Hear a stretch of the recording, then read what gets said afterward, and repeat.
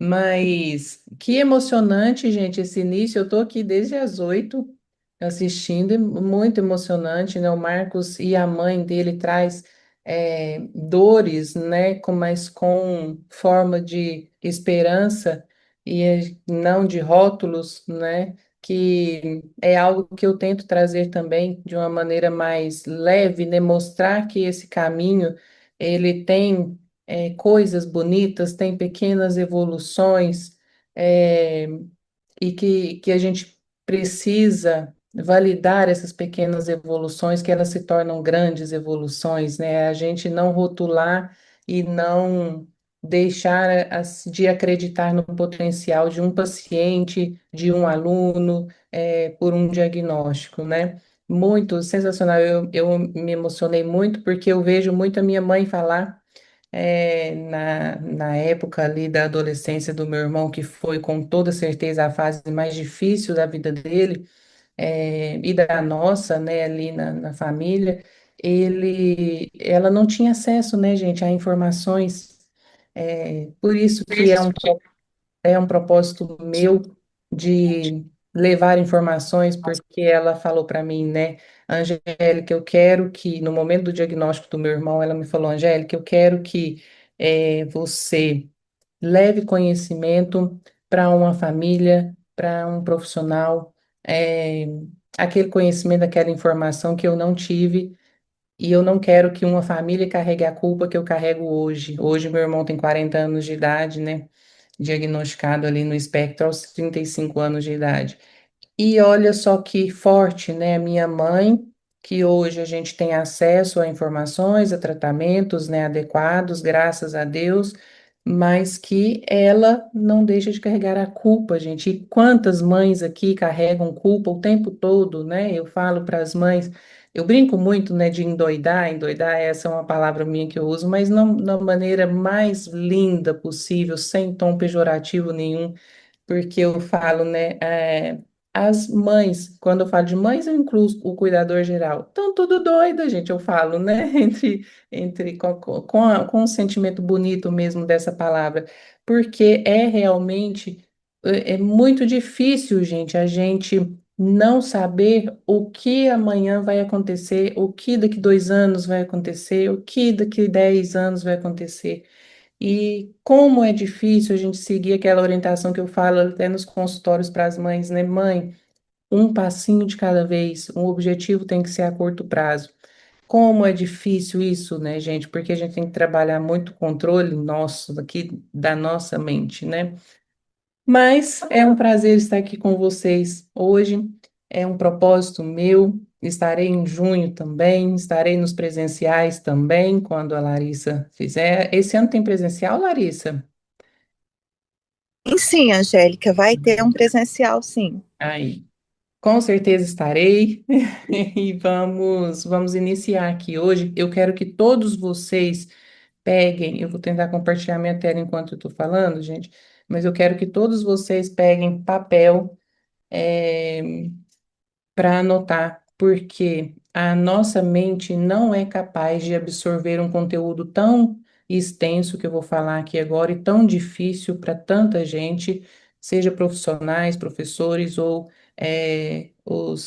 as mães, né, os cuidadores, e sem anotações. Então, a gente precisa anotar pelo menos os tópicos, tá, gente? Para que vocês depois vão esclarecendo as dúvidas ali. E eu preciso de papel e caneta para vocês, porque a gente vai trazer exemplos e eu quero que vocês interajam com esses exemplos aí nas anotações de vocês, tá bom? Deixa eu ver. Como que eu compartilho? Janelas.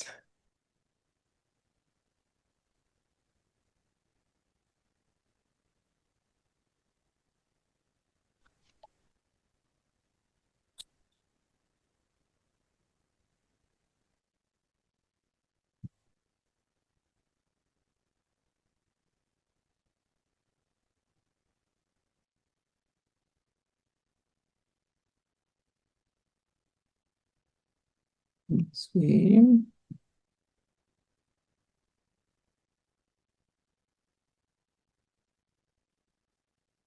Acho que tá dando, não tá, gente? Tá sim, Ah, ótimo. Então, deixa eu só abrir aqui. Assim, tá dando para ver? está sim. Ah, ótimo, então. Então, a gente vai começar, gente.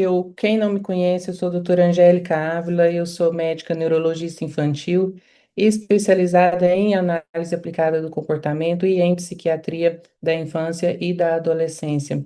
Eu me especializo muito e sigo muito o estudo mesmo, para que eu consiga também, como médica ali, mesmo que eu não estou no dia a dia, né, na rotina diária de que um terapeuta está, mas eu me especializo muito em protocolos de avaliação e em protocolos de planejamento da intervenção, para que a gente consiga trazer os nossos olhos também como uma grande experiência, para que unir forças com todos, né, entre família, escola, terapeutas, médico, para que a gente consiga realmente integrar todo o plano terapêutico em um só, né, todo mundo falando a mesma língua. Então, protocolo de avaliação, né, VB-MAP, ABLS, AFOS, protocolo de início de comunicação aumentativa alternativa, é claro que é longe de ter um conhecimento de uma fonoaudiologia, né, mas é o básico mesmo para a gente entender onde aplicar ACAA, habilidades sociais no autismo, funções executivas, comportamento verbal.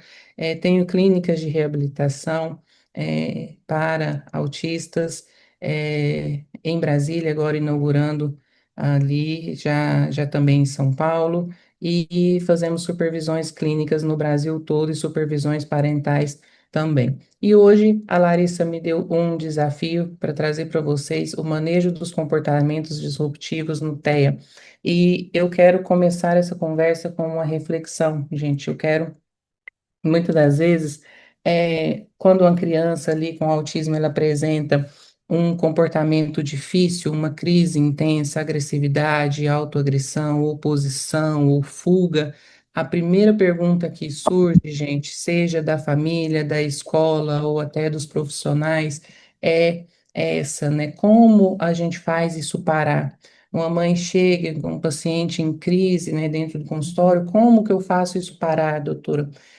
Todos nós fazemos essa pergunta, mas talvez, gente, essa não seja a pergunta mais importante.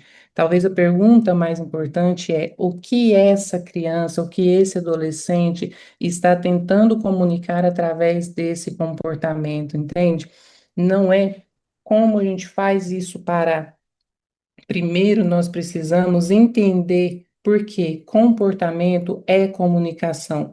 Nenhum comportamento é do nada, nenhuma crise começa do nada, sabe? Às vezes ela começa do nada para nós que não identificamos aquilo, aquele momento ali, o que foi o gatilho daquela crise.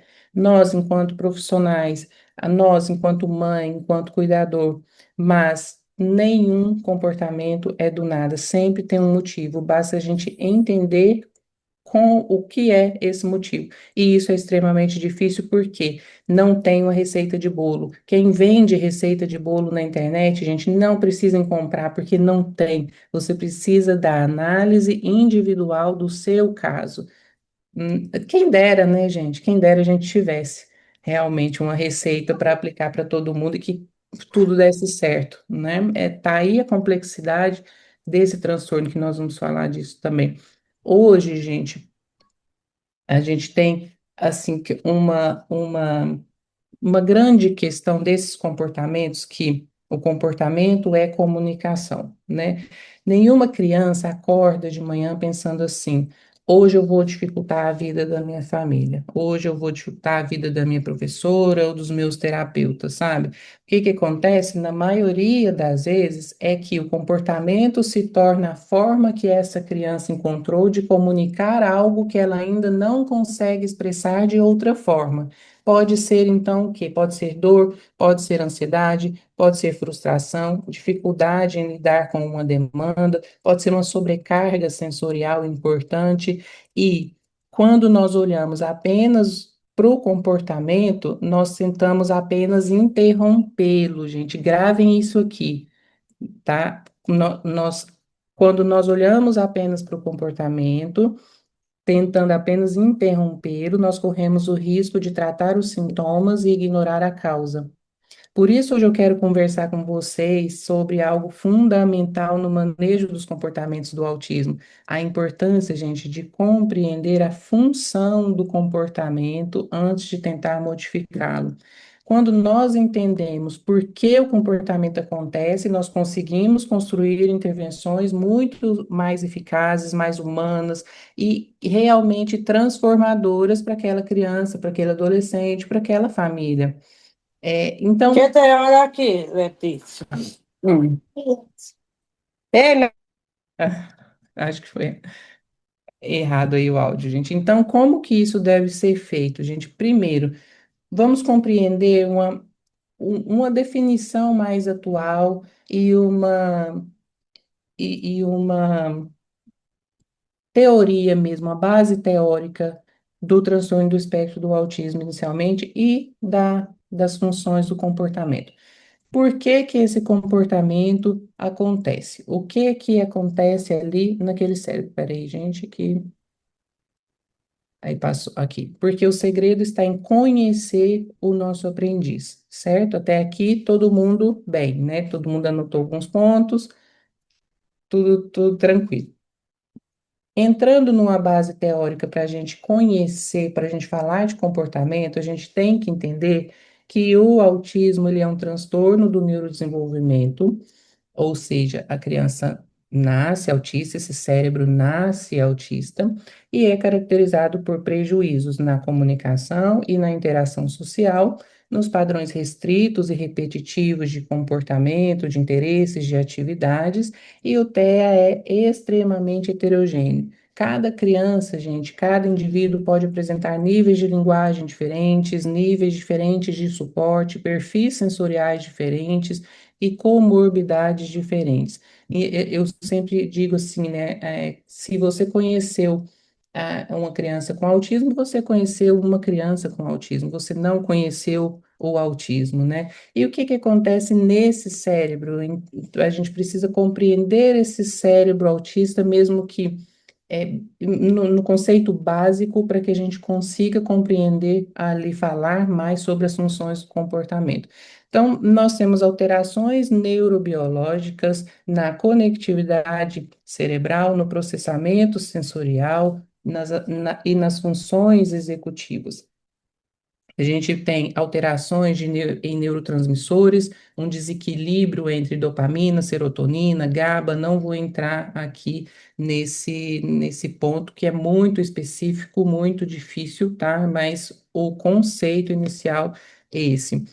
O que que isso impacta? Esse desequilíbrio, esse desbalanço nos neurotransmissores, essa alteração da conectividade cerebral, esse processamento sensorial alterado e essas funções executivas prejudicadas, né? Isso impacta na regulação emocional, isso impacta no controle inibitório, na flexibilidade cognitiva e no processamento sensorial. Ou seja, gente, o comportamento, ele é reflexo de um cérebro que processa o mundo de forma diferente. Ele processa as informações, os estímulos sensoriais do ambiente de forma diferente. É por isso que mesmo dois autistas nível, por exemplo, vamos falar eu tenho dois autistas nível 2 de suporte, eles são completamente diferentes, mesmo tendo nível igual na classificação. Então, eu tenho pacientes gêmeos completamente diferentes, gêmeos diagnosticados autistas, em que um fala e o outro não fala, para ter ideia. Então, a gente não tem dois autistas iguais, nós podemos ter ali características semelhantes e o comportamento é reflexo de um cérebro que processa o mundo de forma diferente. Quando nós falamos de comportamentos, né, e aí já vem assim até o tema, né, manejo dos comportamentos disruptivos no TEA.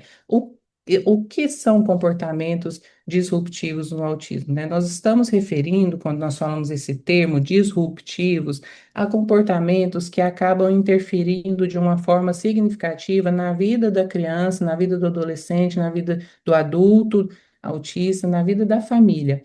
são comportamentos que podem prejudicar o aprendizado, que podem dificultar a convivência social e, em alguns casos, até colocar ali o aprendiz ou outras pessoas em risco.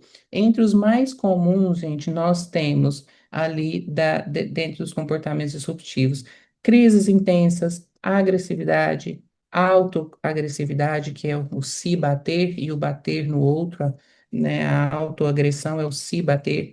Destruição de objetos, arremesso de objetos, fugas do ambiente, ou uma oposição muito intensa ali diante de demandas, tá? Mas é muito importante que a gente faça uma mudança de perspectiva aqui, porque esses comportamentos não devem ser vistos simplesmente, gente, como desobediência, é mimado, é mal criado, é uma má vontade ou uma falta de limite dos pais, é falta de couro. Muita gente já fala isso, não é falta do pai bater, né? Na verdade, é aqui que está o grande problema da sociedade, né? A gente julgar os comportamentos, muitas famílias de crianças ou adolescentes que têm comportamentos disruptivos nas famílias deixam de ter convívios sociais, deixam de sair por vergonha, porque sabe que ele pode ter um comportamento ali difícil, um comportamento disruptivo na rua, na frente das pessoas, e aí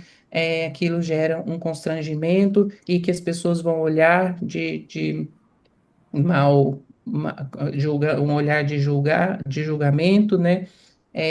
Ou que vão até falar, tem gente que fala mesmo, e aí isso impacta completamente no próprio comportamento, porque você fica preso dentro de casa com sua família, você não tem convívio social, sabe? Então vai virando ali um ciclo vicioso, né? Uma bola de neve e um impacto muito grande para a rotina familiar, sabe? E muitas dessas crianças, a gente ainda tem dificuldade de expressar ali o que estão sentindo, né, o que está incomodando, o que elas precisam naquele momento.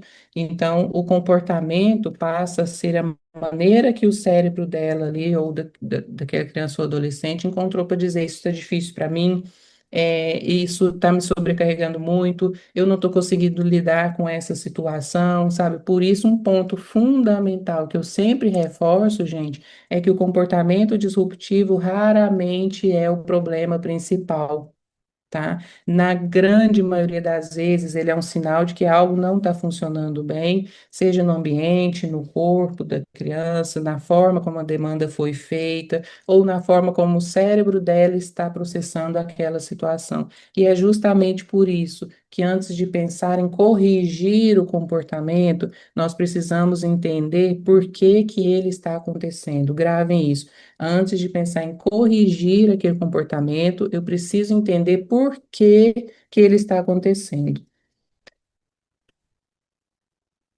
Aí, a gente chega em um ponto muito importante também quando falamos de comportamento no autismo, que é entender a diferença entre crises e birras, né? Porque muitas das vezes esses dois conceitos, gente, eles acabam sendo confundidos mesmo.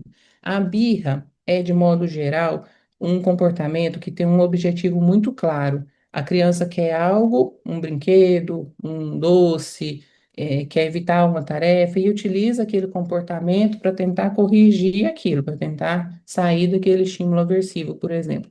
Mesmo que esteja chorando ou gritando ali, muitas vezes ele ainda está observando o ambiente, sabe? Você está vendo ali a sua reação, percebendo a reação de quem está com ele, seja professor ou a família, e tentando alcançar mesmo aquele objetivo. Já a crise, gente, ela especialmente em muitas crianças com autismo, é algo muito diferente. A crise, ela acontece quando o sistema nervoso entra em um estado ali de uma sobrecarga intensa, uma desregulação muito intensa, e pode acontecer por excesso de estímulos sensoriais, por exemplo, dentro de um shopping, pode acontecer em uma frustração que acumulou, pode acontecer devido à dificuldade de comunicação, não conseguiu expressar o que queria, a ansiedade intensa e mudanças inesperadas. Nesse momento, não se trata mais de um comportamento intencional. A criança não está tentando ali manipular a situação, ela está, na verdade, perdendo a capacidade de regular suas emoções e suas respostas comportamentais. É como se o cérebro entrasse em um estado de alerta muito intenso, sabe? Por isso, durante uma crise, muitas das vezes nós vemos gritos intensos, autoagressão, agressividade, a heterolesão também, queda no chão, nesse joga, dificuldade ali de responder comandos, você está falando e você está vendo que ele não está te escutando, né? E nesse momento, gente, a intervenção não é punição ou exigência. Aqui, nesse momento, o foco precisa ser em regulação e segurança apenas.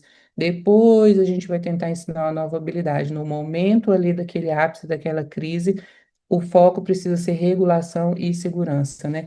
Compreender, gente, essa diferença é fundamental, porque a forma da intervenção, ela muda assim completamente, tá? Quando nós tratamos uma crise como birra, nós aumentamos e muito o sofrimento da criança, né? Por isso que aquele julgamento de menino mimado, menina malcriada, isso é manha, né? Isso é uma birra, você vai estar aumentando o sofrimento daquele ser ali. E um ponto muito importante, que às vezes não é discutido também, é que a birra e a crise, né, ela nem sempre são eventos completamente ali separados, tá, gente? Em algumas situações, uma birra inicial pode escalar e evoluir para uma crise real de desregulação emocional, né? Por exemplo, uma criança recebe ali uma negativa, é, a mãe fala não porque ela quer o celular, a mãe falou não ali, então ela começa ali protestando, fica frustrada, né, ou chora, algo que poderia inicialmente ali ser entendido como uma birra, né? Mas se aquela frustração, gente, se a criança se intensifica muito a ponto da criança não conseguir ficar regulada, né, ficar ali estabilizar aquela emoção, ou se há outros fatores envolvidos, como um cansaço, uma sobrecarga sensorial, ou a própria dificuldade na comunicação, aquele comportamento pode ganhar uma intensidade muito maior. E naquele momento já não estamos mais diante de uma birra. A criança entra em um estado ali de desregulação muito intensa, onde ela já não consegue mais organizar as suas respostas, né? E é aí que vemos muitas vezes gritos mais intensos, vem o comportamento auto e heterolesivo, se jogar no chão, né? Mas não é o se jogar no chão e dar aquelas pernadinhas de quando a gente está na birra, batendo as perninhas assim, né? São comportamentos muito intensos, é, que provocam realmente, se você não trouxer segurança, pode provocar seríssimos machucados, realmente, assim, a criança pode realmente se lesionar, se machucar. É por isso que o manejo precoce é tão importante. Quanto mais cedo conseguimos identificar os sinais de frustração ou desregulação, maior a chance de ajudar a criança a se regular antes que o comportamento escale para uma crise. E é exatamente aqui que entra uma ferramenta fundamental para todos nós que trabalhamos com autismo, gente, a análise funcional do comportamento. Anotem, a análise funcional do comportamento, porque ela nos ajuda, gente, a entender o que está acontecendo antes que o comportamento chegue ali no seu ponto máximo. A análise funcional, gente, ela busca entender qual que é a função do comportamento. E sem entender o cérebro, a gente pune o que a gente deveria estar acolhendo. A gente pune o que deveria acolher. A nossa resposta, gente, ela não pode ser punitiva, ela precisa ser investigativa. A nossa resposta, gente, na escola não pode ser julgando aquela criança, punindo. Às vezes a gente pune até no modo de olhar, né, gente? A gente reprime até no modo de olhar. Nossa resposta não pode ser essa. Está errado, tá? A gente não pode ter olhar de julgamento, e sim de investigar. O que que essa criança está tentando me dizer? Do que ela precisa naquele momento? Como que a gente pode ajudar? Como que a gente pode estruturar o ambiente ou a abordagem ali para que a gente apoie ela? Na análise funcional, gente, opa, travou aqui. Aí. Na análise do comportamento, gente, os comportamentos, geralmente, eles têm quatro funções principais. E isso para simplificar, para trazer de uma forma que a gente consiga entender melhor, para que a gente consiga começar ali a nossa avaliação. Então, na literatura, a gente traz, né, dentro da análise do comportamento, que existem ali quatro funções principais. É, ou seja, o comportamento, gente, ele produz alguma consequência que de alguma forma mantém aquele comportamento acontecendo. De forma geral, a primeira função é a atencional. Nesse caso aqui, gente, a função de atencional, a função de atenção social mesmo, né? O comportamento ocorre porque gera atenção de outras pessoas, seja atenção positiva ou até que faz que repreende, sabe? Também é uma forma de dar atenção e da criança, do indivíduo, do adolescente ter atenção. A segunda função é o escape ou fuga ou esquiva de demandas. Aqui o comportamento, gente, ele acontece para evitar ou interromper uma atividade que a pessoa considera ali difícil ou aversiva. Essa é uma das funções mais comuns no ambiente escolar. A terceira, gente, é o acesso a itens. Eu quero algo, então eu vou manifestar um comportamento para ter aquele objetivo ali, porque eu quero aquilo ali, brinquedos, eletrônicos ou até alimentos também. E a quarta função é o reforço automático, também chamado de estimulação sensorial automática, né? Que é quando o comportamento em si produz uma sensação reforçadora para o próprio organismo. Aqui um exemplo para vocês é a autoestimulação. Por exemplo, aquela sensação traz ali aquele movimento de autoestimulação traz uma sensação boa para o aprendiz, sem por exemplo, uma autoestimulação que não tem ali o cunho, né, o objetivo sexual da coisa, entendem, gente? É uma autoestimulação para que aquela sensação que ele sente ou que ela sente reforçadora para o próprio organismo. E isso é uma função de reforço automático, né? E na análise do comportamento, nós utilizamos alguns conceitos fundamentais para entender esses processos que eu trago aqui para vocês nesse slide. O antecedente, né, é o que acontece antes do comportamento. Temos o que é a letra A, o B, que é behavior, que é o comportamento na tradução, tá? Que é o próprio comportamento em si, e o C é a consequência, que é o que acontece depois é, do comportamento, né? Depois que aconteceu, qual foi a consequência de eu ter emitido aquele determinado comportamento?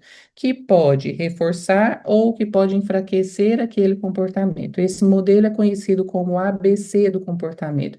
E compreender, gente, esse ciclo é fundamental para que a gente possa planejar as intervenções realmente eficazes. Sem identificar, gente, a função do comportamento, qualquer intervenção vira tentativa e erro. Se o seu filho está frequentando uma terapia e dentro daquela terapia ali, a gente tem, naquele ambiente, está tendo muitos comportamentos.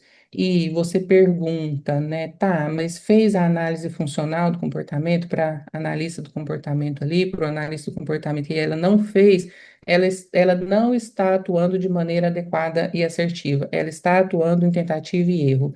E é aí que está o erro, porque tempo é cérebro, a gente não pode perder tempo. Então, diante de todo o comportamento que eu precise intervir, eu preciso saber o motivo que aquele comportamento está ocorrendo, eu preciso da análise funcional do comportamento, entende? Eu preciso que o analista do comportamento faça isso. E aqui, por que que eu trago isso para vocês? Ah, doutora, por que você está trazendo isso para mim que sou mãe? Né? Sou leiga no assunto, porque você tem que saber o que você pode conversar abertamente com esse profissional analista do comportamento. Você pode fazer anotações e levar as suas anotações, os registros que eu vou mostrar daqui a pouco, para que ajude esse profissional a entender também no ambiente de casa o que está acontecendo e ali formar realmente uma verdadeira equipe para que a gente consiga. Vamos agora aqui, ó, para alguns exemplos, gente, dentro desse ABC, para vocês raciocinarem também e irem anotando. Aqui uma criança que jogou o material no chão da escola. Os professores aqui sabem que isso acontece todos os dias, independente, com toda criança, independente de diagnóstico aqui, né? Sempre tem alguma criança que vai emitir esse comportamento por N motivos. Vamos dar o exemplo aqui, que a criança joga o material no chão da escola. Então, o que que é isso? Esse é o comportamento, jogar o material.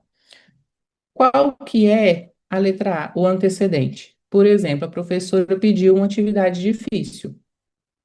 Qual foi a consequência? A consequência é que a atividade foi retirada. Então, eu joguei o material no chão, porque a professora pediu uma atividade difícil que eu não sabia compreender, ou que não foi reforçadora, não estava num tema do meu interesse, por exemplo. Eu achei aquilo aversivo, joguei o material. Esse foi o meu ato por conta daquele antecedente ali. Qual que foi a consequência? A professora retirou ali a atividade. Então, qual que foi a função do comportamento dele, gente? Qual que foi a função? Foi a fuga de demanda. Ele conseguiu fugir da demanda. Aqui nós não estamos entrando no que a professora deveria ter feito, entendeu? Aqui a gente está fazendo a análise funcional, a gente está só olhando só para esse comportamento. É aqui que é, gente, tão importante de vocês fazerem que não fazem porque pulam etapas. Por quê? Porque querem saber o que fazer diante do comportamento e não querem analisar. Ah, tá, ele fez esse comportamento, mas por quê? O que que foi? Ah, foi porque a atividade foi difícil. Mas por que que ela está difícil? A partir daqui, gente, eu tenho que agir começando lá no antecedente para que, quando chegar outra tarefa, eu tenha uma tarefa adaptada aos interesses dele, pode ser um tema do hiperfoco, por exemplo, eu tenho uma tarefa adaptada para o nível cognitivo dele, para o que realmente ele saiba fazer, ou algo mais lúdico, que não seja nesse método mais tradicional de ensino brasileiro, entende? E aí sim eu vou agir desde lá o antecedente, para que eu evite esse comportamento dele. E aí eu tenho ali outros comportamentos mais funcionais. Outro exemplo aqui, gente, nesse, deixa eu colocar de cá para eu ver melhor para vocês também que tem uns risquinhos aqui que foi eu que fiz, não, né, gente? Ou foi? Não, foi não. Esse- Uns risquinhos aí, não foi eu não, mas tá. Esse exemplo 2 aqui, gente. A criança pediu o celular ali. Primeira coisa, o comportamento. O que que foi esse comportamento dele aqui? Ele apresentou um comportamento disruptivo. Aqui ele está chorando, gritando, se jogando no chão, é, um comportamento autolesivo, tá? Porque aqui nessa figurinha seria para representar um comportamento autolesivo. Por que que aconteceu esse comportamento?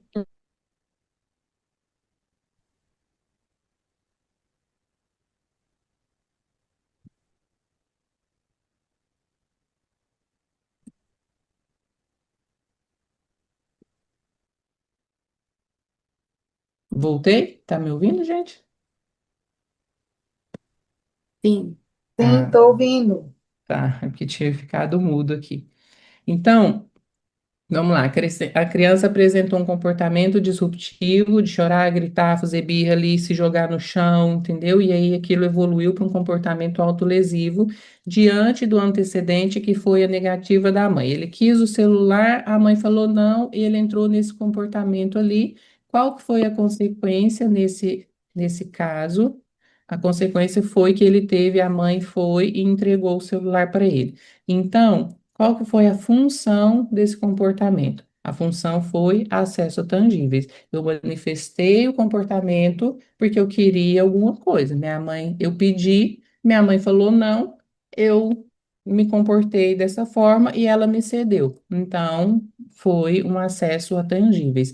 E isso aqui nós não estamos falando do que a mãe deveria ter feito, entendeu? Do porquê que reforçou o comportamento dele. Aqui é só analisando o ABC, que é extremamente importante que vocês façam. Porque a nossa percepção, gente, ela pode estar correta, mas a intervenção eficaz, ela vai exigir dados.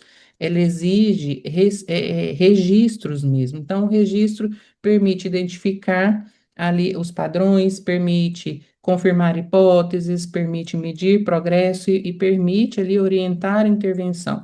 Aqui eu trago para vocês uma tabelinha de um modelo simples de registro, gente. É um modelo simples, registrar o básico. Qual que foi? Comecem sempre pelo comportamento. Nossa, meu filho hoje teve um comportamento difícil demais, doutora.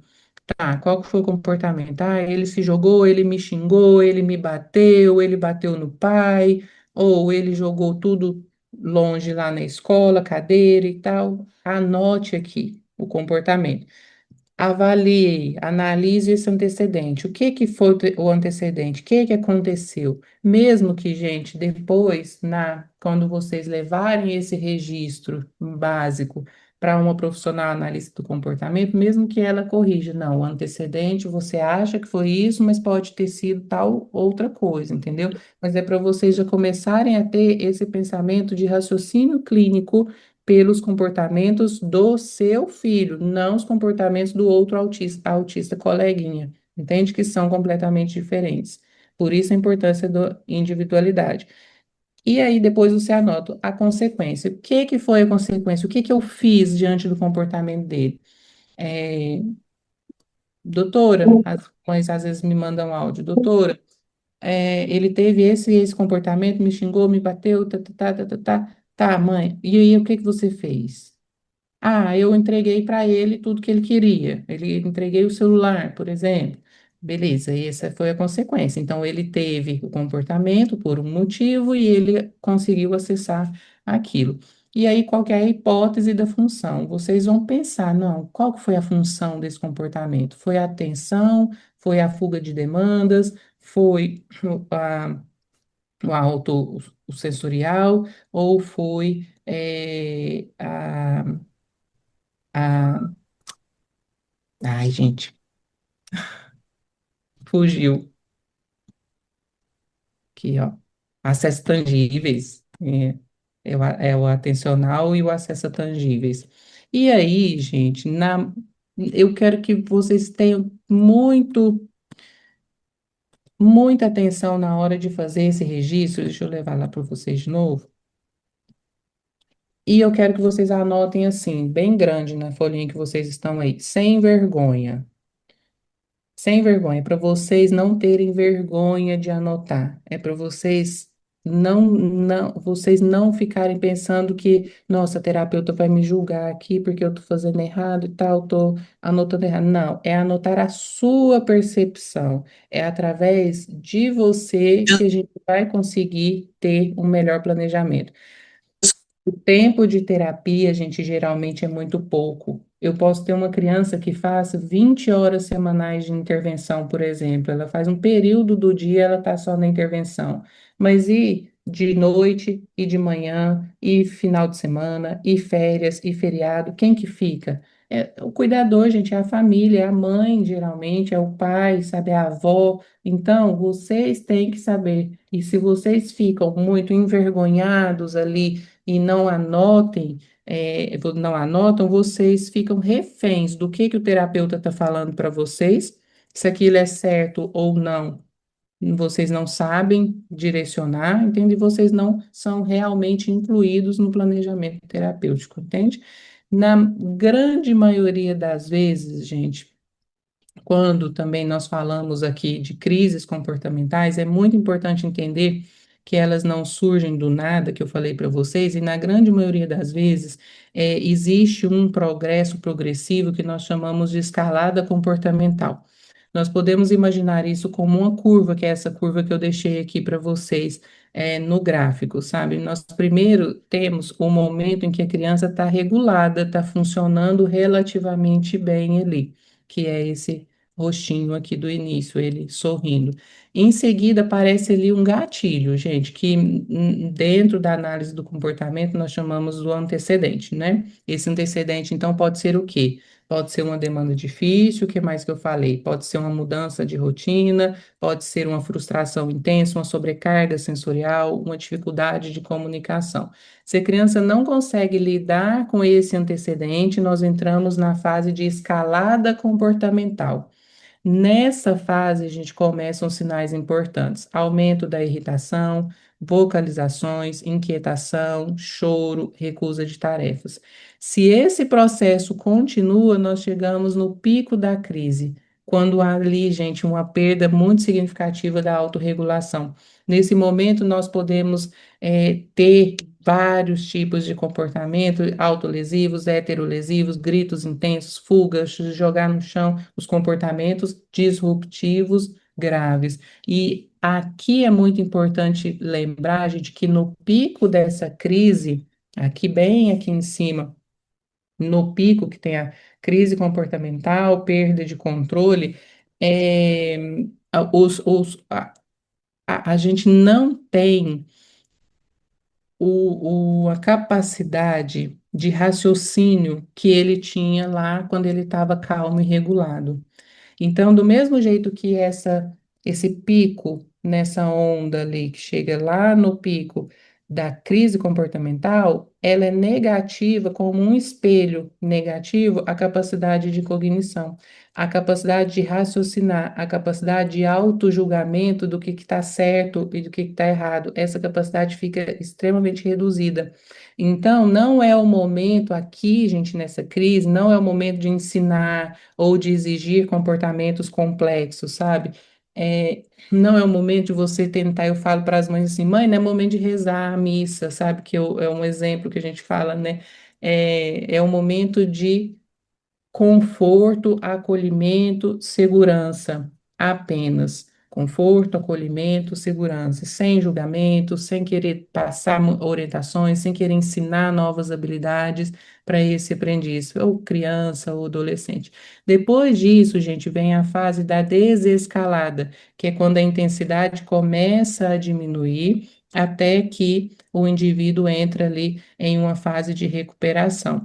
E o ponto mais importante desse gráfico, gente, é entender que as melhores oportunidades de intervenção acontecem antes aqui do pico da crise. Quanto mais cedo nós identificamos os sinais de escalada, maior a chance ali de ajudar a criança a se regular para que ela não precise entrar nesse pico aqui. E como é que você vai saber o momento certo de agir? Quando você tiver em mãos a análise funcional do comportamento. Só assim você vai saber. Se não, vai ser o quê? Tentativa e erro. Do profissional, do professor, da mãe, da avó, de quem for. Se ela não sabe as funções daquele comportamento ali, ou os gatilhos, por exemplo, tem crianças que começam o gatilho, a mãe já nota, gente, ali, é, começa a estalar a linguinha, sabe? Ou colocar a língua assim, ó, aqui mais para frente, empurrando o queixinho, e já começa um choro, do choro já vai para um choro mais intenso, grito, e autolesivo, heterolesivo, joga tudo, entendeu? E isso, gente, é tudo muito rápido. E você não fica ali muito tempo para chegar numa crise. Não precisa de ter muito tempo, e a crise sim pode ser prolongada, um tempo muito prolongado, e aquela criança ela está em franco sofrimento, gente. No momento da crise, ela está em franco sofrimento, tá? Então, como que você vai saber o momento certo de agir? Quando você tiver em mãos a análise funcional do comportamento. E depois da análise funcional do comportamento, o que que a gente faz, então?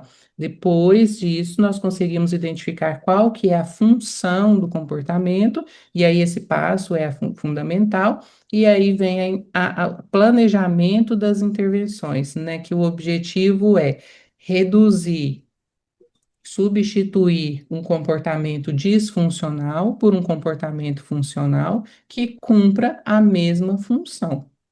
Então, ele me pediu o celular, mas ele me pediu de um modo disfuncional, né? Eu preciso ensinar para ele, vai fazer parte do objetivo ali da minha sessão, ensinar para ele o como emitir um pedido de maneira funcional, para que ele não precise entrar ali naquele comportamento. Se aquele comportamento está servindo para a criança escapar de uma demanda, por exemplo, conseguir atenção, acessar algo desejado, que é o acesso a tangíveis que eu tinha esquecido aquela hora, nós precisamos ensinar de uma forma muito mais adequada, gente, como alcançar esse mesmo objetivo.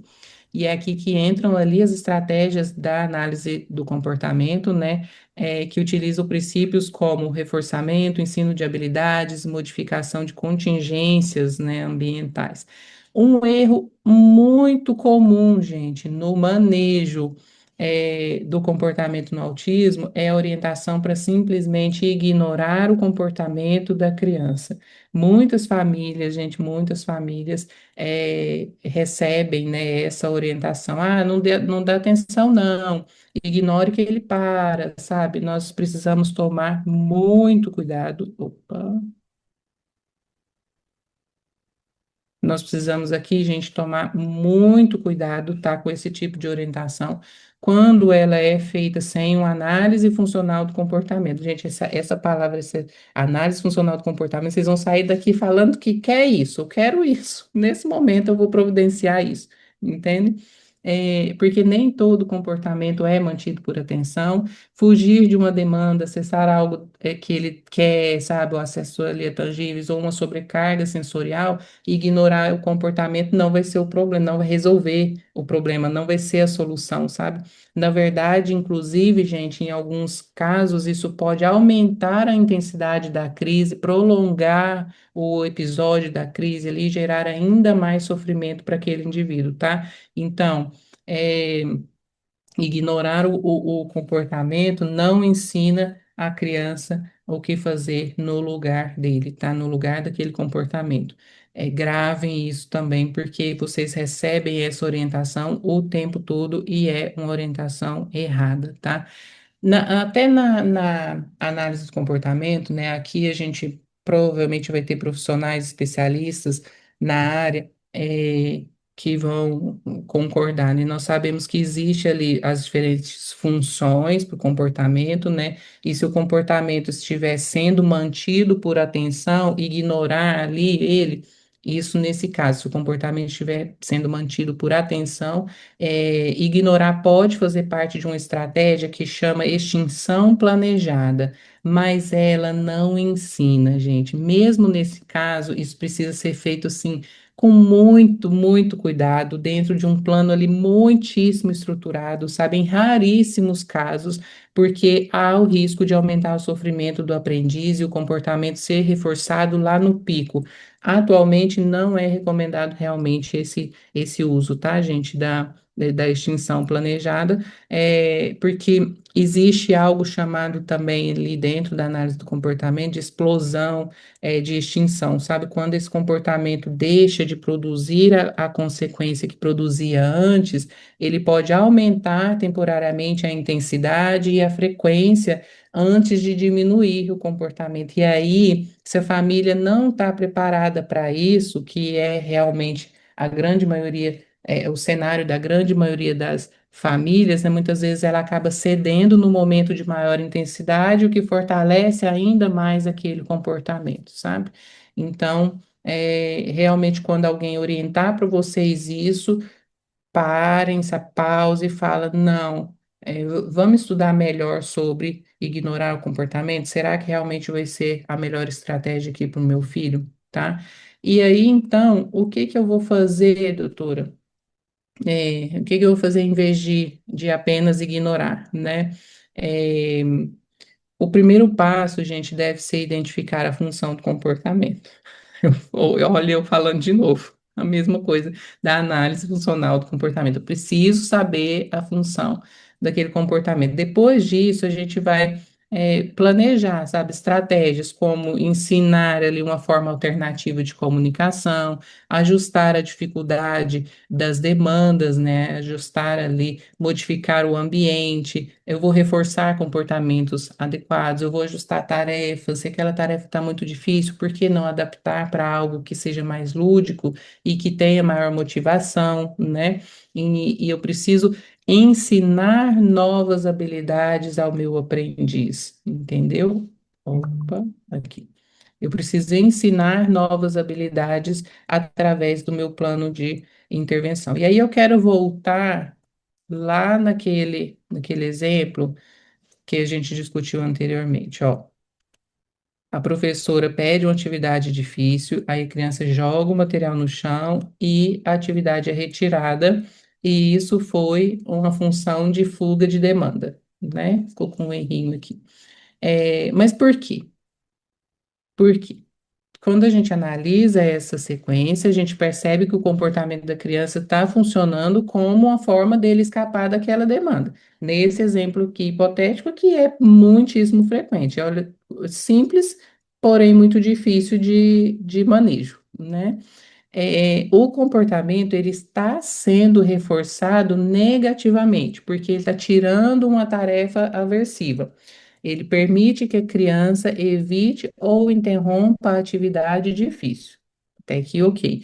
Então, se nós simplesmente punirmos esse comportamento, gente, ou se nós simplesmente ignorarmos o que está acontecendo, provavelmente ele vai continuar acontecendo. Se eu ignorar esse comportamento aqui, gente, o que que vai acontecer?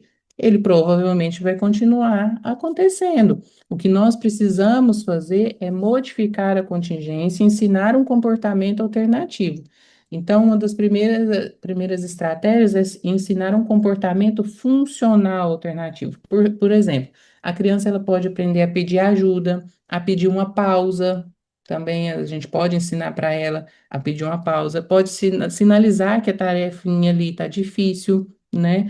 E aí, dessa forma, ela continua conseguindo escapar temporariamente da demanda, mesmo ela pedindo ali para mim uma pausa e eu dando para ela aquela pausa, ele vai conseguir temporariamente escapar da demanda, concorda? Ele vai conseguir essa função, né? Mas ele vai conseguir utilizando um comportamento mais adequado. Então, gente, o que que eu posso fazer diante disso? Olha como eu começo. O começo não é extinguindo esse comportamento por completo, essa função desse comportamento. Eu não mudo da noite para o dia. Eu vou permitir com que ele tenha ali, escape temporariamente, sim, daquela atividade. E aí depois eu venho o uso do reforçamento, mas nesse caso aqui específico, eu poderia adaptar a tarefa para algo que ele consiga ou que ele demonstrasse interesse, um tema do hiperfoco. Eu substituo o comportamento inadequado por um comportamento adequado, eu aumento a motivação a cada dia. E aí, quando a criança utiliza o comportamento adequado, nós reforçamos imediatamente esse comportamento para aumentar a probabilidade de que ele aconteça novamente. É aqui que, dentro da análise do comportamento, nós utilizamos dois conceitos principais de reforçamento: o reforço positivo, quando apresentamos algo agradável após um comportamento, por exemplo, um elogio, um acesso a brinquedos, um tempo de atividade ali preferida, e o reforço negativo, que ele ocorre quando nós retiramos algo aversivo após o comportamento. Por exemplo, a criança pede uma pausa de forma adequada e então a tarefa é interrompida por alguns minutos. entende? E em ambos os casos, gente, em ambos os casos, o reforço positivo e negativo, o objetivo é aumentar a probabilidade de que o comportamento adequado volte a acontecer. Existe uma confusão muito grande, e isso é extremamente importante, tá, gente? Acho que positivo é pôr e negativo tirar. Não. O objetivo dos dois tipos de reforço, positivo e negativo, é aumentar a probabilidade de o comportamento adequado volte a ocorrer, tá? E outro ponto muito importante é que os comportamentos não mudam de um dia para o outro, como eu falei aqui, eles são aprendidos e fortalecidos, gente, através da repetição, através da consistência e do reforçamento. Por isso que a intervenção ela precisa acontecer de modo consistente com família, com terapias, com escola. A gente precisa dessa triangulação. A equipe precisa estar conversando com essa família, mesmo que isso gaste um tempo de sessão que seria da criança, porque vai valer mais a pena que a família seja incluída nesse processo de intervenção. A família precisa entender quem é o filho, quem é a filha, o porquê que tem esse comportamento e como vai agir, porque é a família que fica 24 horas com ele, tá? E quando todos aplicam a mesma estratégia, a criança tem muito, mas é muito mais oportunidade, gente, de aprender um novo repertório ali comportamental. Todo comportamento que queremos reduzir precisa ser substituído por uma habilidade que a criança ainda não aprendeu. Gravem isso. Todo comportamento que queremos reduzir precisa ser substituído por uma habilidade que a criança ainda não aprendeu. Ele só manifestou aquele comportamento porque ele não aprendeu a habilidade de se ficar regulado diante de uma negativa e ter um comportamento funcional, um comportamento mais adequado. E aí, até agora a gente falou sobre comportamento, análise funcional e sobre a importância de entender ali as funções do comportamento. Mas existe um ponto que eu considero assim fundamental, gente, que muitas vezes, e eu diria ainda, a maioria das vezes é muito negligenciado, que é a avaliação médica integral da criança com autismo. Quando nós utilizamos aqui a imagem do iceberg, o comportamento que vemos na superfície aqui, gente, realmente, que é esse comportamento disruptivo, é apenas a ponta visível, né? Aquilo que está lá por baixo da água, muitas vezes inclui fatores clínicos, neurológicos, emocionais, que podem ali influenciar diretamente aquele comportamento. E é por isso que o manejo adequado do comportamento no autismo, ele não pode ser apenas ali comportamental, apenas na carga ali da família e das terapias, ele precisa ser biopsicossocial, tá, gente? Nós precisamos olhar a criança, o indivíduo, o adolescente como um todo. Diversos estudos, gente, eles mostram que a maioria das crianças com autismo apresenta pelo menos uma comorbidade associada. E quando a gente fala de estudos de literatura, esses números mostram que até 70% das crianças têm alguma, autistas, né, têm alguma comorbidade associada. E aí a gente tem dentre as mais comuns, né, o transtorno de déficit de atenção e hiperatividade, a ansiedade, os distúrbios do sono, problemas gastrointestinais, epilepsia, as alterações motoras também, a hipotonia, as alterações motoras globais, as deficiências nutricionais, né? E como isso é importante, gente, de investigar, sabe? Por exemplo, uma criança que não dorme bem, no outro dia pode apresentar uma irritabilidade, uma baixa tolerância à frustração. A gente, quando a gente não dorme bem, no outro dia a gente está mais ansioso, mais reativo, mais impulsivo, sabe? Mais impaciente realmente. Uma criança não é diferente, né? Uma criança com dor abdominal recorrente, sabe, com uma constipação, pode aumentar ali crises comportamentais como forma dela expressar aquele desconforto, porque ela ainda não sabe expressar de maneira adequada, entende? É, uma criança com TDAH, ela pode ter um controle inibitório ali reduzido e uma dificuldade ali no controle da impulsividade, né? Uma dificuldade de se conter, de se controlar, sabe? Eu tenho pacientes que falam, né, e que diz, tia, eu não consigo me controlar. Isso é muito triste, gente, a criança saber que ele tem que ficar quietinho aqui, mas é que ele não consegue, tem algo maior ali impactando. Isso precisa ser adequadamente tratado, sabe? A gente precisa enxergar aquele comportamento não como custoso, o menino levado. A gente precisa encarar o que que ele está querendo dizer, por que que ele não consegue se controlar, por que que existe algo ali incomodando tanto, e o que que eu vou fazer diante daquilo enquanto médica, entende? Então, é olhar realmente como um todo, né? E nós sabemos que na rede pública de saúde, muitas das vezes existe uma dificuldade muito grande para realizar exames, mas isso não diminui a importância de uma investigação, por exemplo, de deficiências nutricionais. eh, Quando nós identificamos e tratamos até ali a condição clínica mesmo associada, a gente tem uma melhora significativa no comportamento. Muitas famílias aqui com certeza têm esses exemplos assim individuais mesmo para citar, sabe? Às vezes o comportamento é o corpo, né, ali da criança tentando comunicar algo que não está legal, sabe? Que não está bem, né? Então, alguns exames podem ser necessários para a gente avaliar carências nutricionais, mesmo com a dificuldade aí na rede pública, a gente precisa entender também um outro ponto muito importante que gera medo nas famílias, que são os medicamentos, né? Muita família ainda tem aquele conceito, né? Aquele pré-conceito mesmo. Do uso de medicamentos de uso contínuo e de uso controlado, acha que vicia, que gera dependência, né? E nós temos que falar sobre isso, né, que falar sobre o tratamento medicamentoso, que os medicamentos não substituem as terapias. Nenhum medicamento tem que vir com a orientação de substituir terapias, porque a gente não vai conseguir isso. A gente vai deixar essa criança mais receptiva para aprender. O objetivo do medicamento é ajudar que eu fique mais aberto, menos rígido para receber as intervenções, para que aproveite aquela neuroplasticidade, aquela velocidade muito intensa do meu cérebro ali de aprendizado, mas que realmente eu esteja aproveitando. Tem crianças, gente, que chegam na terapia, a terapia já é ali um tempo reduzido, 45, 50 minutos, mas a terapeuta ela fica 35 minutos, 40 minutos ali para regular aquela criança. Ou seja, ela não conseguiu ensinar nenhuma habilidade para ela nova, ela só ficou ali com contenção de danos, entendeu? Trazendo segurança só para aquela criança. Então, eu preciso, muitas das vezes, de um medicamento para que eu consiga ali fazer com que essa criança fique mais receptiva, né? Para as intervenções.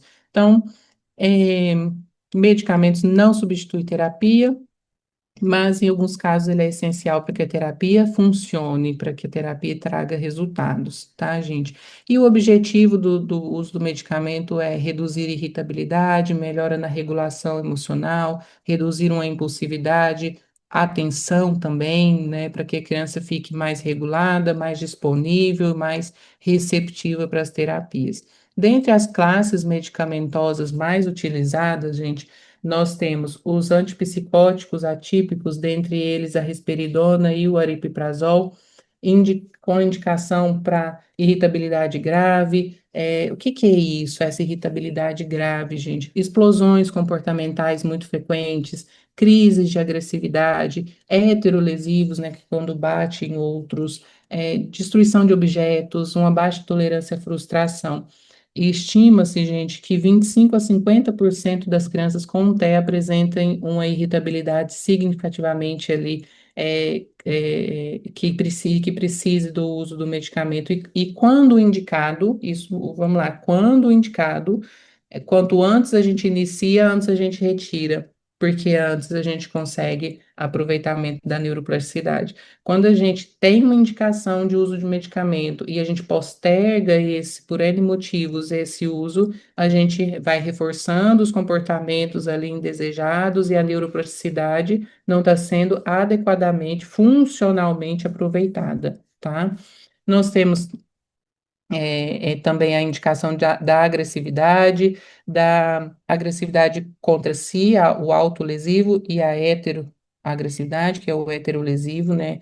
Agitação psicomotora muito intensa, tem criança que agitação, agitação, a terapeuta ali não consegue, porque ele está girando na sala o tempo todo, sem um momento de foco para que ela ensine algo para ele. A gente precisa avaliar com carinho o uso do medicamento, né?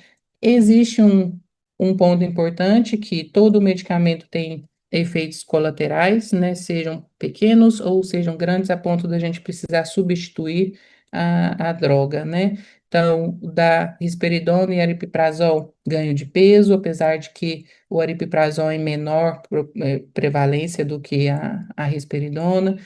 Síndrome metabólica, aumento da prolactina, o aripiprazol também em menor potencial disso, mas podem acontecer sedação, sintomas extrapiramidais, que são rigidez, tremor, tá? Que podem acontecer ali com o uso do medicamento, mas principalmente quando doses muito elevadas, sabe? Eu mesmo, na minha prática clínica, eu gosto de sempre iniciar a mínima dose possível, mesmo que a gente vá aumentando ali semanalmente, a cada 2 semanas, bem pouquinho, para a gente avaliar qual que é a dose mais efetiva. Porque se eu entro com uma dose muito alta, já eu cedo e eu não quero a sedação, eu quero que ele fique mais receptivo, eu não quero fazer ele dormir durante o dia. Então, é isso que a gente precisa de ter ali para a gente saber um raciocínio clínico e saber a dose mais efetiva possível.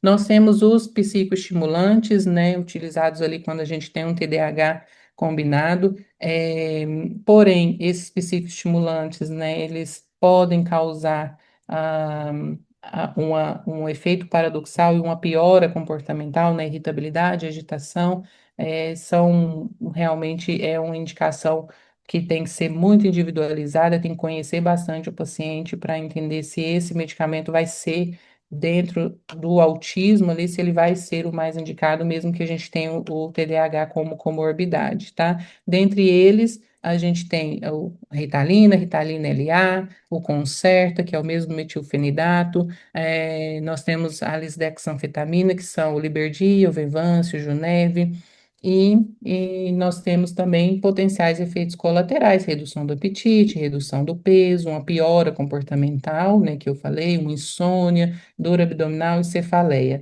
Agora vocês pensem, um autista que não consegue falar ainda em uso precoce de psicoestimulantes e que está causando uma cefaleia nele. Como que ele vai manifestar isso para a gente? Como que ele vai contar isso para a gente se a comunicação tanto oral quanto não oral, para ele não é desenvolvida. Ele vai manifestar no comportamento. Então, se é comportamental diante o uso, né, a gente tem que entender que pode ser os efeitos colaterais ali do uso da droga dele e para que a gente saiba, né, o que realmente está acontecendo.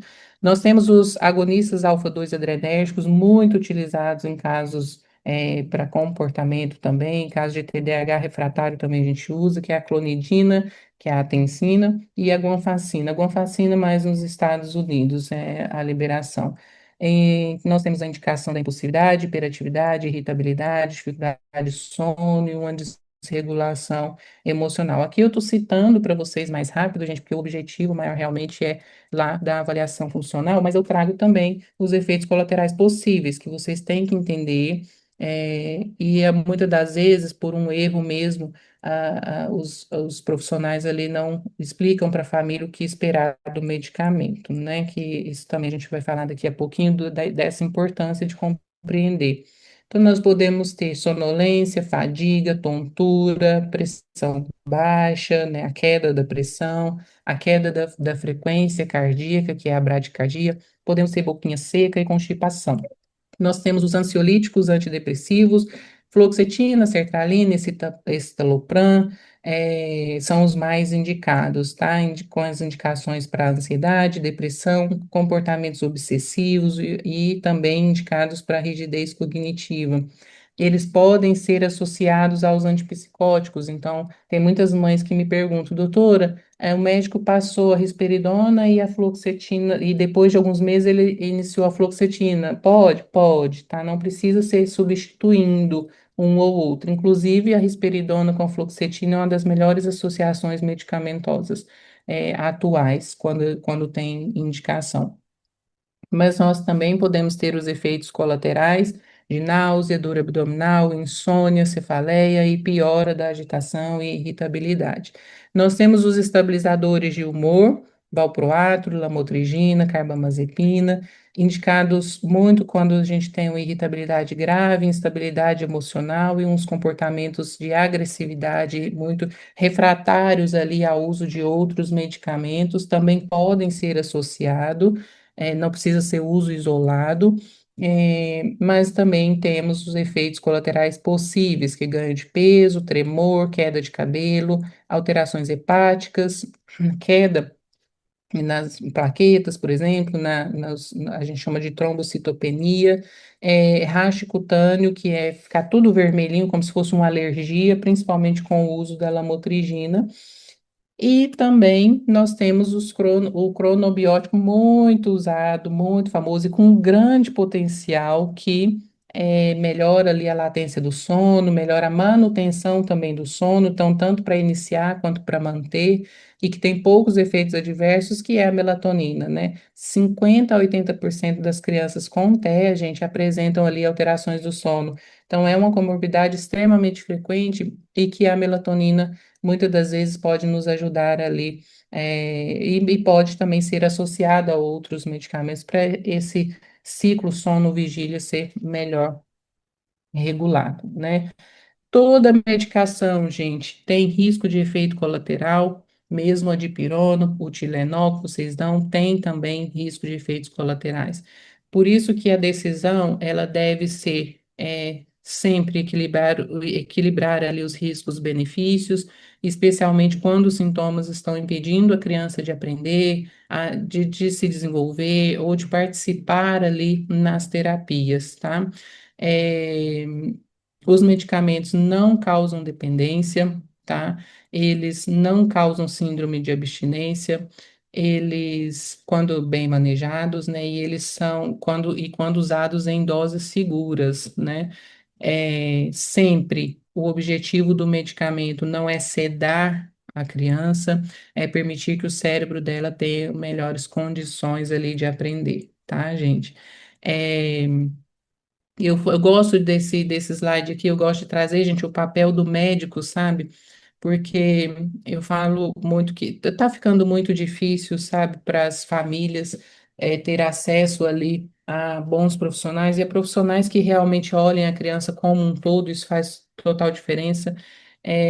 Mas faz parte do nosso papel, assim, explicar, sabe, explicar o motivo da medicação, explicar os possíveis efeitos colaterais, explicar o efeito esperado até, o que que eu espero do uso. A doutora, você passou risperidona, por quê? O que que eu vou esperar de melhora, sabe? Isso é extremamente importante. É, acompanhar de perto para poder manejar doses, sabe? Às vezes tem criança que entra com a dose inicial e vai voltar no médico aqui um ano e meio, um ano depois, e ali já se passou um ano, acontece muita coisa, e às vezes pensa, foi o remédio que não deu certo, mas eu uso sempre o exemplo, gente, assim como o canabidiol também eu uso sempre como exemplo quando eu vou prescrever, é, às vezes não é, se eu tô com febre e eu tomo um quarto do comprimido da dipirona, a febre pode até começar a passar, mas logo ela volta de novo ou ela nem passa. Aí o problema foi a dipirona que não deu certo ou a dose que eu tomei da dipirona, entendeu? Que não foi efetiva. Então, muitas das vezes a gente queima a droga, né? A gente fala, não deu certo o canabidiol, mas será que esse paciente chegou numa dose efetiva do canabidiol? Será que a família teve condições de manter um uso a longo prazo desse canabidiol, porque é ainda alto custo? É, isso são pontos de reflexão, sabe, gente, para a gente realmente entender e para a gente realmente poder ajudar de maneira mais efetiva, sabe? E a família tem que saber. Vocês anotem, famílias, anotem aí o que que eu preciso perguntar para o médico lá no dia da consulta? Doutor, por que que meu filho precisa do medicamento? O que que eu vou esperar melhorar? O que que efeito colateral que eu vou observar? Se acontecer esse efeito colateral, o que que eu vou fazer? porque às vezes a família demora a falar com o médico, demora a conseguir acesso ali ao médico, entende? Então, o que que eu vou fazer diante de um efeito colateral? Isso é extremamente importante que vocês perguntem sem medo, sem vergonha, sem medo de ser uma pergunta simples demais. Vocês precisam participar mais e serem realmente incluídos. Não é, quando a gente fala de inclusão, ser incluídos, não é só na escola, não é só as terapias que precisam incluir as famílias dentro do plano terapêutico, a gente precisa incluir também na consulta. Não é porque eu sou a médica que eu sei do remédio, mas a família não sabe, então eu preciso explicar para essa família, e isso demanda tempo, tá, gente? Mas é extremamente importante. É, o que que muda, gente? Realmente o desfecho. O que que realmente muda para uma família de um autista é o acolhimento, tá? O acolhimento, gente, não é um luxo, ele não é algo a mais que a gente faz ali para matar um tempo, né? Para quando sobra tempo, não. Ele tem que ser parte central do tratamento, é o que faz realmente a diferença entre uma família que engaja ali nas intervenções e de uma família que abandona o processo por se sentir perdida, julgada, incompreendida, por não saber o que fazer, perde a energia, perde a esperança, sabe? Então, o acolhimento nosso, enquanto médico, enquanto professor, enquanto terapeuta, esse é o ponto principal, não é o seu currículo, não é o seu mestrado que você tem, não é a sua certificação, é o poder que você tem de acolhimento. Isso eu carrego para a minha vida, até quando vou contratar pessoas, eu tento participar da maioria dos processos seletivos, né? Eu, pelo menos tento participar das maioria, para isso, para eu entender qual que é a capacidade sua, meu profissional que quer trabalhar comigo na minha equipe, qual que é a sua capacidade de acolhimento, entende? Qual que é a sua capacidade de empatia? Porque eu olho muito mais isso do que um certificado internacional, do que um mestrado, sabe? E outro ponto que traz, que realmente muda o desfecho, é a família como parte do tratamento. Quando nós capacitamos, quando nós apoiamos as famílias, nós multiplicamos o impacto das intervenções. Quando nós deixamos de fora, quando nós isolamos o tratamento ali em horas semanais, em sessões semanais, né, que tem o efeito limitado, sabe? Que significa a família como parte do tratamento? É explicar estratégias de forma clara, é treinar habilidades, sabe? É escutar uma dúvida sem julgamento, é reconhecer que cada família ali tem sua própria realidade, tem seus próprios recursos, tem suas próprias limitações. Eu conheço vários centros públicos que não têm condição, gente, de fazer uma carga horária intensiva de terapia para todas as crianças que precisam. E o que que eles fazem? Eles, uma vez na semana, reúnem com as mães para falar sobre o plano terapêutico do filho. Isso é essencial, gente, é sensacional, sabe? É eu promover a família como realmente coterapeuta, sabe? Em casa, você vai fazer isso, na rua, enquanto você estiver passeando, você vai no mercado com ele, você vai agir dessa maneira, você vai saber como manejar o seu filho. Isso é muito melhor do que eu fazer uma sessão semanal de terapias ali com a criança apenas, entendeu? Então, inclua. Isso principalmente para os serviços públicos, também para os serviços públicos, essa orientação, sabe, de incluir as famílias ali no plano terapêutico. E também para os gestores, eu gosto de trazer a importância da saúde mental dos cuidadores, sabe? De criar grupos de apoio, orientação psicológica, a própria psicoterapia para as famílias, né? Mães, pais, avós, o cuidador em geral. Investir na saúde mental dos cuidadores reduz custos com internações e com judicialização também. Hoje, infelizmente, as famílias aí estão adotando muito a judicialização como forma de garantia dos direitos, né? Sendo que isso não precisaria, né, gente, se a gente tivesse ali acesso, eu não precisaria dessa briga toda, desse desgaste todo até judicial. E infelizmente as famílias, por falta, elas têm que por garantir o direito dos filhos, né?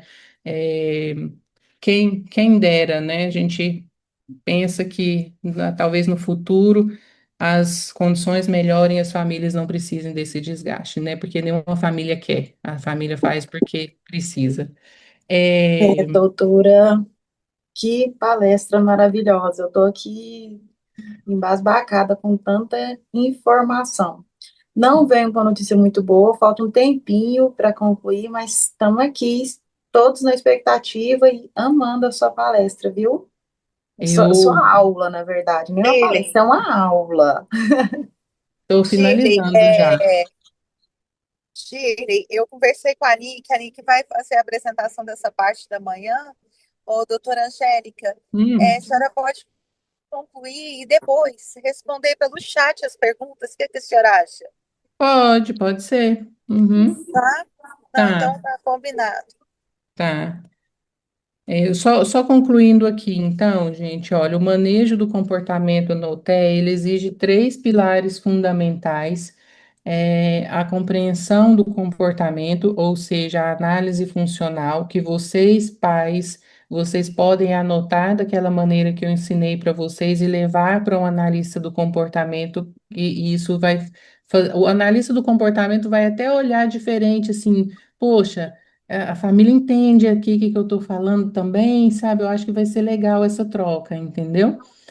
A gente precisa de uma investigação clínica adequada, investigação das comorbidades, tá? E a gente precisa da intervenção multidisciplinar, terapias baseadas em evidências, sabe? Suporte escolar e inclusão da família como parte integrante do, plano de intervenção. E essa é uma frase que eu carrego muito com o meu menino, esse meu menino de Brasília. Quando compreendemos o comportamento, nós deixamos de lutar contra a criança e começamos a trabalhar ao lado dela. É isso que precisa ficar hoje da palestra que eu dei para vocês, tá? Aqui eu deixo os meus contatos, convido vocês a conhecerem a aba Action. É, a gente deixa lá bastante materiais, cursos, a gente deixa os serviços disponíveis lá para vocês entenderem. A gente faz supervisão no Brasil todo. Conheçam o Instagram, sigam, curtem, tá?